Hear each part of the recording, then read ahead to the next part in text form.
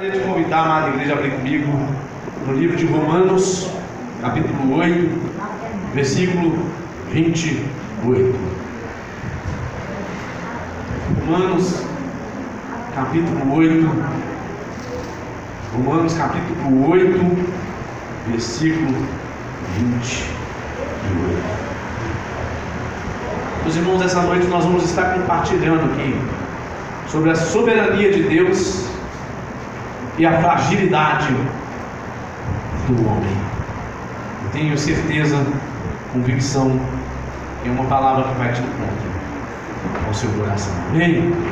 Romanos 8, versículo 28.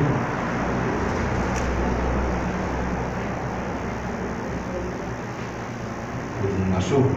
Amém. Versículo 28. E sabemos que todas as coisas contribuem juntamente para o bem daqueles que amam a Deus, daqueles que são chamados por seu decreto. Vamos dizer todo mundo junto? E sabemos que todas as coisas contribuem juntamente para o bem daqueles que amam a Deus, daqueles que são chamados por seu decreto. Amém? Amada igreja, pode se assentar. Senhor Jesus, nós vemos a Tua palavra aqui, que é viva e eficaz. Essa palavra que penetra no mais profundo do nosso coração, trazendo discernimento dos propósitos, Senhor. Por isso, Santo Espírito de Deus, aonde eu não posso ir, não posso alcançar, o Senhor alcança, Senhor. O Senhor pode trazer aquela palavra de vida, aquela palavra rema, Senhor. Pode até trazer uma palavra de conhecimento, mas quem pode fazer essa palavra se tornar vida é o Senhor.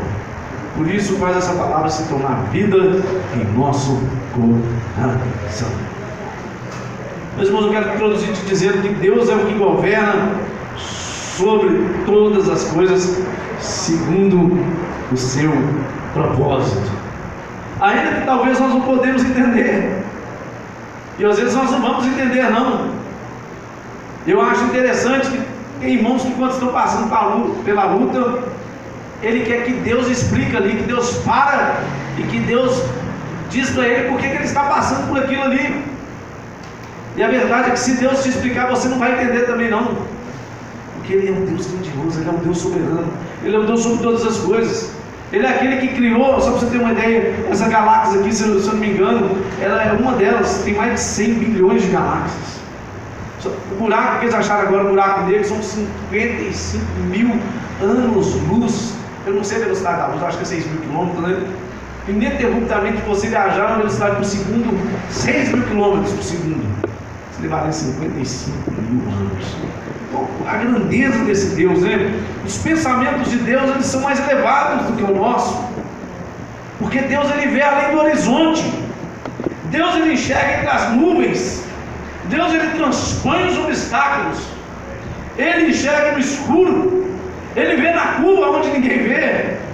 Não há limite, porque Ele é o Deus soberano e Ele é o Deus sobre todas as coisas.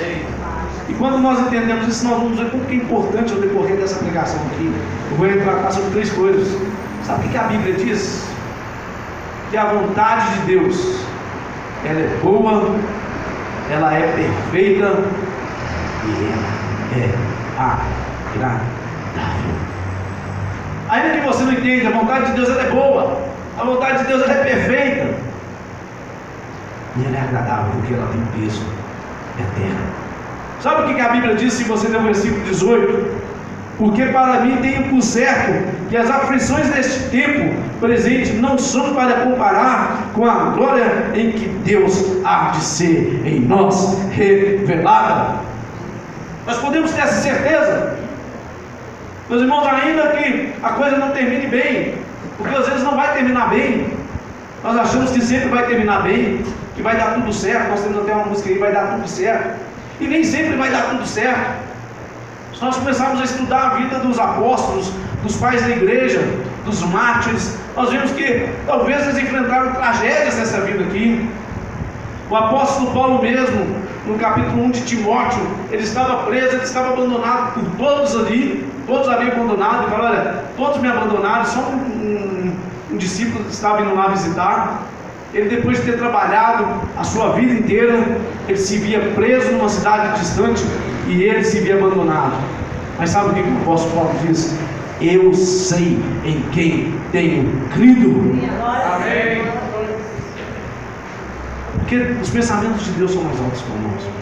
Deus, Ele conhece todas as coisas. Todas as coisas cooperam. Eu já contei aqui, talvez você conheça, alguns não ouviram ainda, a história do servo, que tudo ele dizia para o rei: rei, Deus sabe. Deus é bom. Tudo que acontecer, falava: rei, Deus é bom. Deus sabe de todas as coisas. E um dia aquele rei ficava impressionado com aquele servo, porque sempre ele dizia isso. E um dia aquele rei saiu para caçar, e quando ele estava caçando, um tiro saiu pelo errado, pela culatra, e arrancou um dos seus dedos. Aquele rei ficou triste, aquele rei ficou furioso. E ele pensou consigo mesmo: vamos ver se aquele servo meu vai falar que Deus sabe, eu perdi meu dedo. Vamos ver o que ele vai falar para mim, porque se ele falar isso, eu vou prender ele na masmorra, ele vai ficar preso, ele vai ver se Deus é bom mesmo. E quando ele chega ali para aquele servo, ele mostra, não foi diferente. Ele mostrou que tinha perdido o dedo. O servo olha para ele com um ar cheio de amor, cheio de graça, fala: olha rei, Deus sabe de todas as coisas. Deus, Ele tudo conhece, né? E todas as coisas cooperam para o bem. Aquele rei se enfureceu, ele foi tomado de ódio. Ele falou: olha, você está falando que Deus sabe mesmo? Eu tenho autoridade sobre você. Eu quero ver se Deus sabe mesmo. Eu vou deixar você mofando agora na masmorra, preso aqui, para você ver se Deus sabe mesmo. E o servo falou dele: rei, Deus sabe. Se você está me prendendo é porque Deus sabe de todas as coisas. E aquele servo foi preso, então ficou anos preso ali. E aquele rei resolveu fazer uma viagem. E durante essa viagem, chegando perto de uma ilha, aquele navio sofreu um naufrágio. Aquele rei, ele conseguiu se salvar com poucos ali tripulantes do navio. Ele conseguiu chegar até a ilha. E quando ele chegou ali na ilha, tinha índios canibais. E os índios canibais o prenderam, amarraram e começaram a fazer fogueira, picar verdura. Você já sabe o que ia acontecer, né? Ia virar papá. O rei já devia ter pensado nesse negócio aqui, tão quente. Só que quando eles olharam para o rei voltava um pedaço do dedo. O rei não tinha um pedaço do dedo. E naquela tribo ali tem uma tradição que eles não comem animal, nem nada com defeito. E eles resolveram então soltar aquele rei ali na ilha.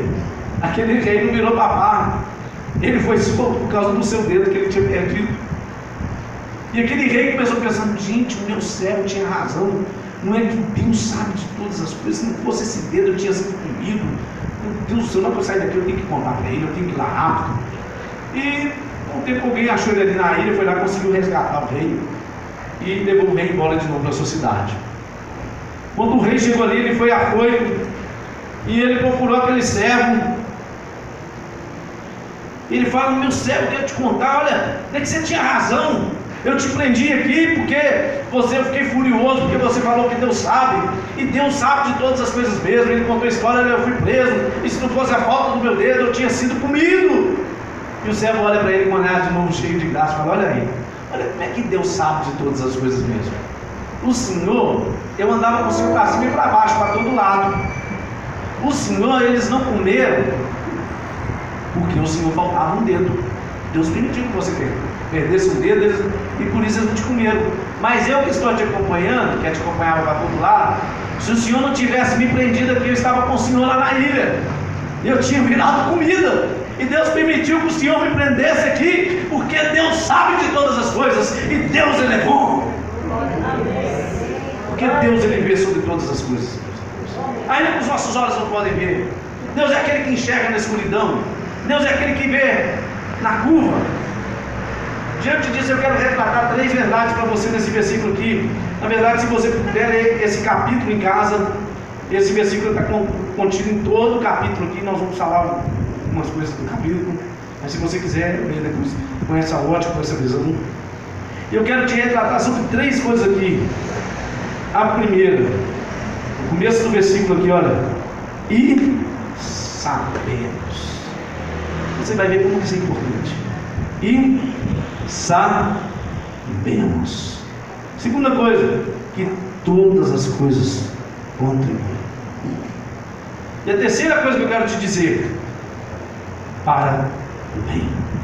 E nós vamos dizer no final que essa promessa não é para todos, mas essa promessa é para alguns. Meus irmãos, o verbo saber aqui, ele é um verbo exato. Ele não é um verbo hipotético. Ele não é simplesmente um achismo. Olha, eu acho que Deus é sobre todas as coisas. Eu ouvi dizer que Deus é sobre todas as coisas. Até já falou, olha, eu te conheci só de ouvir, mas agora os meus olhos podem te ver. Esse sabemos, então, ele não faz parte do achismo, mas esse sabemos é a certeza, é a convicção que Deus está no controle de todas as coisas, seja na adversidade, seja nos momentos difíceis, seja nos conflitos, seja na angústia ou na alegria. Nós podemos ter a certeza que Deus está no controle de todas as coisas. Sabe por que é importante saber que Deus está no controle de todas as coisas? Porque nessa vida você vai enfrentar embates, nessa vida você vai passar por lutas, nessa vida angústias vão vir tomar conta da sua alma. E só nós não tivermos a nossa fé ancorada em Deus, se nós não tivermos essa certeza, essa convicção em Deus, nós vamos ser abalados, nós vamos abandonar a fé às vezes. Por isso que é importante a nossa fé estar firmada em Deus. É importante essa convicção no interior. Eu me lembro de uma senhora que eu discipulei, eu andei com ela há alguns anos, e um dos seus filhos, ele perdeu a memória, e eu fui visitá-la, e ela falou uma coisa que me deixou muito pensativa. Ela pegou na minha mão e falou: pastor, ainda bem que o Senhor me ensinou a amar Jesus, porque eu não ia aguentar nessa hora, eu não ia aguentar essa luta, mas eu só posso continuar, eu só posso seguir em frente, porque a minha fé está firmada em Deus. Nós sabemos, nós temos a convicção, nós temos a certeza. Nós podemos ver os discípulos ali no barco. Jesus estava na proa do barco, não é? Aqueles homens eram acostumados a enfrentar o mar, porque a maioria deles eram pescadores. Aqueles homens já tinham passado por situações parecidas com aquela ali, e eles acharam que eles davam conta por si mesmos. E o que acontece? De repente o mar começa a ficar revolto, o barco começa a balançar, começa a entrar água dentro do barco, e eles pensam assim: deixa Jesus dormir lá, porque isso aqui nós damos conta por nós mesmos, isso aqui nós podemos resolver por nós mesmos. Mas a experiência que eles têm é que eles veem, observam que eles não podiam contra aquele mar, e que eles iam afundar. Então, nesse momento, entre os saberes, entre a convicção, eles lembram que Jesus estava no barco, e eles começam a clamar, eles começam a dizer: Jesus, filho de Davi, tem misericórdia de nós. Jesus, nós vamos morrer, nós vamos perecer. Acorda, Jesus. E Jesus acorda. E Jesus era interessante demais, né? Imagina aquele mar revolto, aquela coisa assustadora. Eu não sei se você já teve em lugar assim, né? Às vezes assustador. Eu estava vendo outro dia ondas de 8, 10 metros dentro de navio. Imagina uma situação daquela ali. E eles começam a ficar apavorados, mas quando eles clamam Jesus, ele levanta, ele vê aquelas ondas, ele vê o vento, ele vê as situações adversas. Ele fala: homens de pequena fé, por que vocês não lembraram que eu estou no barco? E ele fala: acalma a tempestade, acalma o mar, acalma o vento. Jesus é aquele que acalma a tempestade dentro do seu coração, porque Ele é Senhor do tempo, Ele é Senhor do vento, Ele é Senhor de todas as coisas. E estava ali o Rei dos Reis, o Criador de todas as coisas, aquele que criou aquele mar, aquele que conhecia na palma da sua mão. Aquilo ali era como uma faísca, e Ele manda que o mar se acalma, e o mar se acalma. Meus irmãos, nós cantamos então essa música aqui, Salmo 139, linda essa música, linda, linda. Não estou pegando ela ainda, eu arranjei ela, deixei os meninos ali apertados, né? A música tem muito arranjo instrumental, mas a música é linda. E essa música é interessante. Olha, se eu subo até o alto do céu, o Senhor lá está. Se ao mais profundo do mar eu descer, o Senhor também me encontra lá no profundo do mar. Porque Davi, ele tinha certeza e a convicção que Deus era sobre a sua vida. E se a gente estudar a história de Davi, a gente vê que Davi, ele viveu boa parte da sua vida sendo perseguido por Saul, querendo matar. E depois, quando ele estabelece como rei, o seu filho levanta contra ele e queria tomar o seu trono, queria matar. Mas Davi, apesar de qualquer coisa, mesmo ele falhando, e apesar de qualquer situação, por isso que ele era um homem segundo o coração de Deus, uma das coisas, Davi tinha certeza, Davi tinha convicção que Deus era sobre a sua vida. Eu falo assim, só vou morrer se Deus permitir. Se Deus não permitir, eu não vou morrer, eu vou reinar. Deus tem uma promessa e eu vou reinar. Porque ele sabia, ele tinha certeza, ele tinha a convicção. O apóstolo Paulo nos fala assim: quem nos separará do amor de Cristo? Versículo 35, não precisa abrir, eu vou ler para você que é para você. Quem nos separará do amor de Cristo? Pergunta: a tribulação, ou a angústia, ou a perseguição, ou a fome, ou a nudez, ou o perigo, ou a espada. Como está escrito: por amor de ti somos entregues à morte todo dia, fomos reputados como ovelha para o matadouro. Mas em todas essas coisas somos mais do que vencedores por amor daquele que nos amou. Mas em todas essas coisas somos mais do que vencedores por meio daquele que nos amou, seja na tribulação, seja na fome, seja na angústia, seja na perseguição, seja ainda que os anjos se levantem e comecem a te perseguir. Deus é aquele que é sobre a sua vida e jamais te abandona. Amém. Glória a Deus. Ele é aquele que permanece com você diante das adversidades, diante das tribulações da vida, diante das situações difíceis. Meus irmãos, nós precisamos ter essa certeza. Eu estou pregando aqui para te trazer maturidade. Você precisa ter essa certeza, você precisa ter essa convicção. Sabe por quê? Porque quando você sair daqui, a verdade é que muitos vão enfrentar lutas, vão enfrentar situações difíceis. Não é que eu estou profetizando isso, não, é porque nessa vida a gente passa por isso. Mas se a sua fé estiver ancorada, se a sua fé estiver firmada em Jesus, pode vir um vento que for, pode vir a tempestade que for, pode vir a situação difícil que for, eu quero dizer que você não vai se abalar. Não é porque você tem muita fé, porque você é bom, não. É porque Jesus, Ele está te sustentando e Ele te mantém de pé diante das situações e das adversidades da vida. Amém.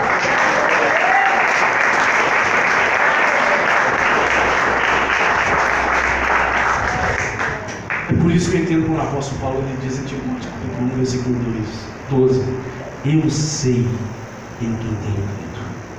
Nós vamos olhar na vida desse homem, esse homem aparentemente seria frustrado, porque depois de 30 anos de ministério, sendo perseguido, ele se vê preso agora, e a sua cabeça sendo decapitada, e todos aqueles que ele amava, ele se via abandonado.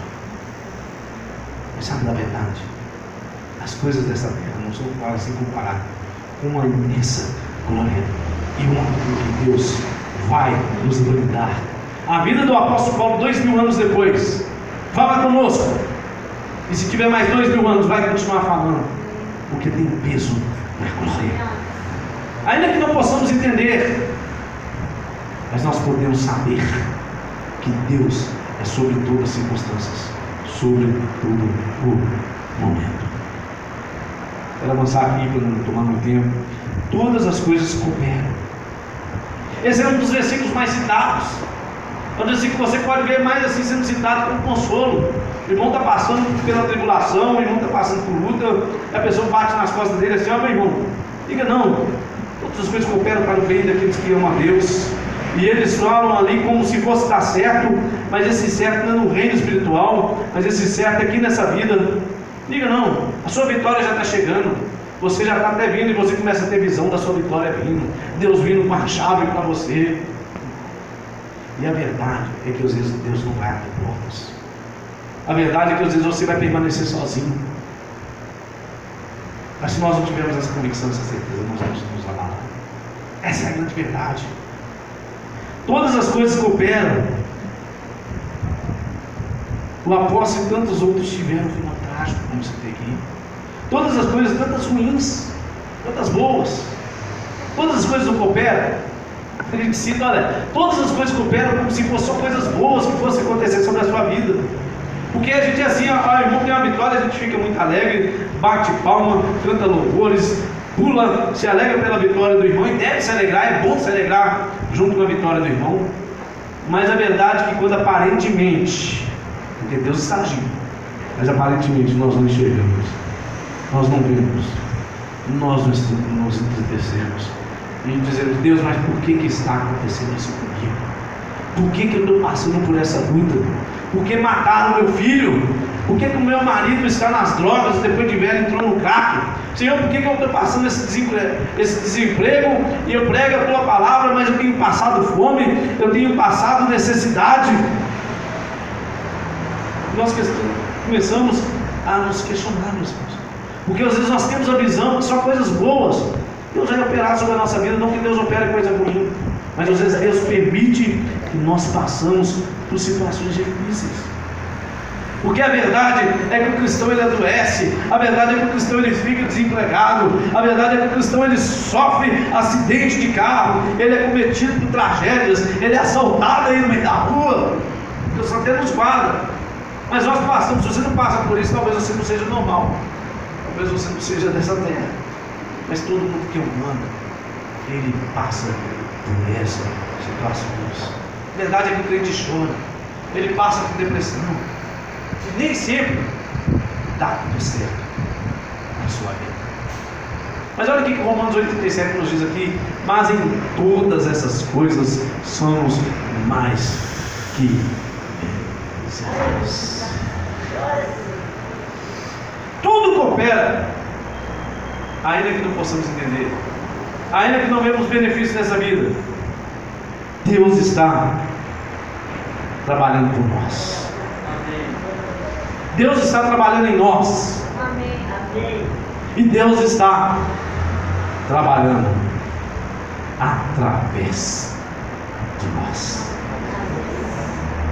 Deus ele trabalha em você. Deus trabalha por você. E Deus trabalha através de você. Amém. Stanley Jones, se não me engano, é esse nome mesmo, um missionário indiano inglês. Ele conta uma história muito interessante sobre isso. Ele diz que se o ferro passasse, antes do ferro passar pelo fogo, ele diria assim: olha, eu sou duro, eu sou inflexível.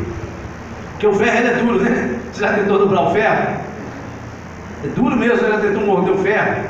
Você quebra o dente, mas não parte ele. Ele é duro. Ele vai dizer assim para você: eu sou escuro, eu não tenho brilho em mim, eu não tenho cor em mim, eu sou só escuridão. E eu sou frio. Porque o ferro é assim mesmo, o ferro é frio. Ele pega a temperatura fácil, ele só é quente se você aquecer.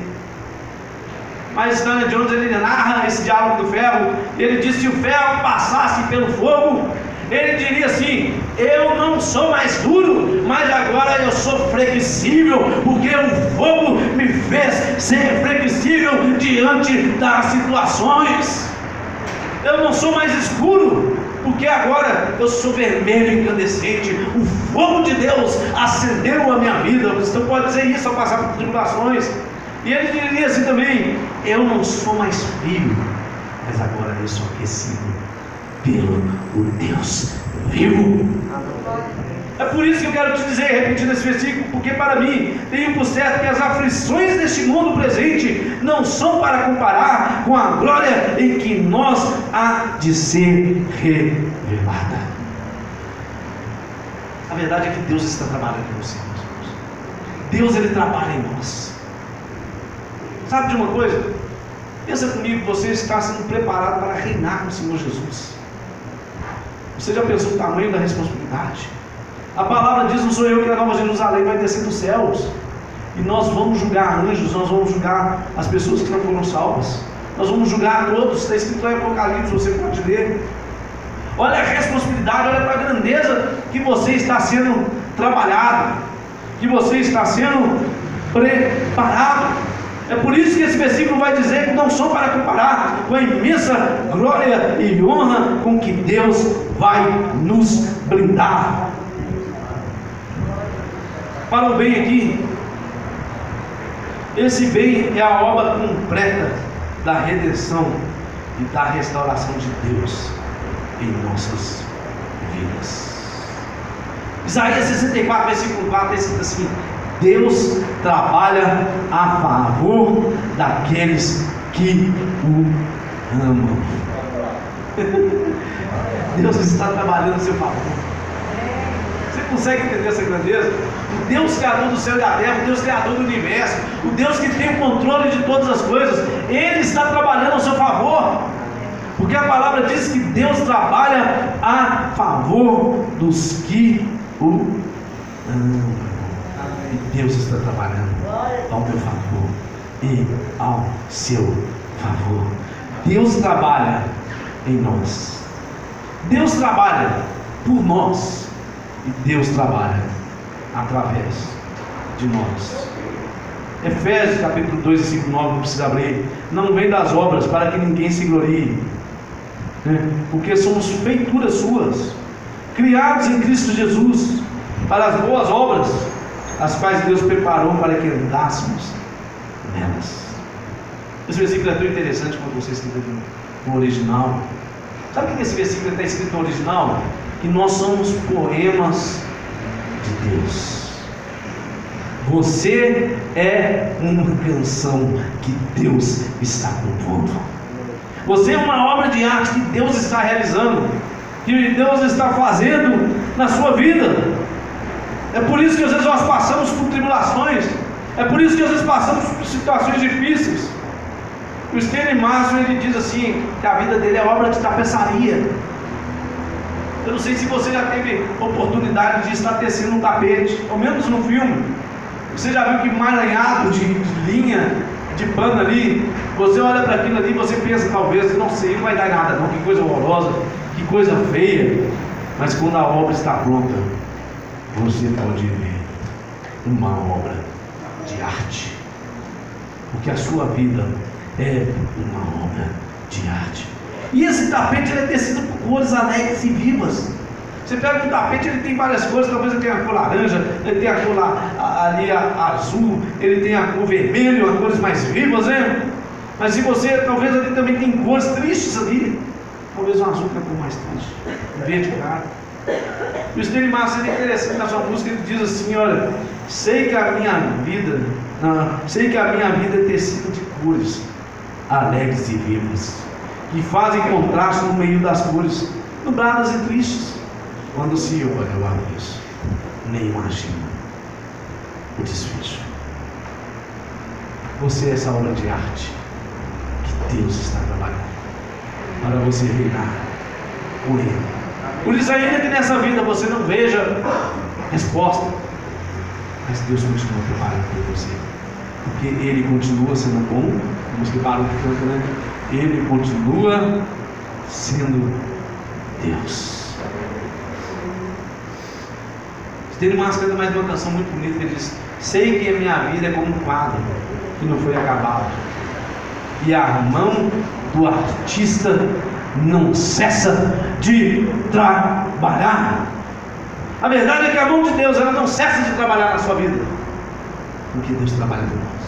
Deus trabalha em nós, e Deus trabalha através de nós.